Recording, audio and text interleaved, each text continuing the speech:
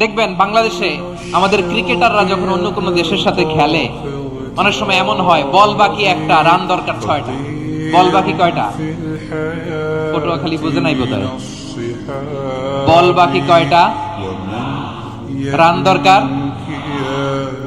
আপনি দেখবেন ক্যামেরাম্যান তখন গ্যালারিতে খালি দেখায় দর্শকদের যে কি অস্থিরতা। হিপ হপ স্টাইলের মেয়েটা, যে মেয়েটার ওড়না এতক্ষণ ছিল গলায়, এতক্ষণ কই ছিল, ওই মেয়েটা দেখবেন ওড়নাটা টেনে মাথায় দিয়ে এরকম মুনাজাত ধরতেছে, আল্লাহ আল্লাহ, একটা ছক্কা, আল্লাহ আল্লাহ, আমার লাল সবুজের পতাকারে তুমি অপমানিত কইরো না আল্লাহ, ইন্ডিয়ার সাথে আমাদের খেলা আল্লাহ আল্লাহ, একটা ছক্কা, একটা একটা। পুরো পুরো খেলা জুড়ে এই মেয়ের ওড়না ছিল গলায়, কিন্তু যখন এক বলে 6 রান দরকার, ওড়না চলে আসছে কোথায়? মাথায়। আবার মুনাজাত আছে না নাই? ঠিকই বাংলাদেশের দামাল ছেলে এমন এক শট মারলো, বল চলে গেল স্টেডিয়ামের বাইরে, ছক্কা, জিতে গেলাম আমরা।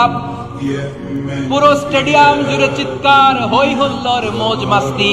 যেই মেয়েটা মাথার মধ্যে ওড়না দিয়ে এতক্ষণ সুবহানাল্লাহ সুবহানাল্লাহ বলে আল্লাহর কাছে দোয়া করেছে, ওই মেয়ে এখন আবার ওড়না ফেলে দিয়ে নাচা শুরু করে দিয়েছে।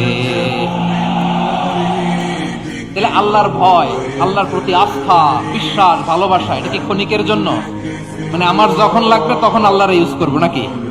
হ্যাঁ, বিপদে আপদে, সুখের সময় দুঃখের সময়, সচ্ছল অসচ্ছল অবস্থায় বিশ্বাসীরা ভরসা রাখে একজনের উপর। চিৎকার করে বলে পটুয়াখালী তিনি কে?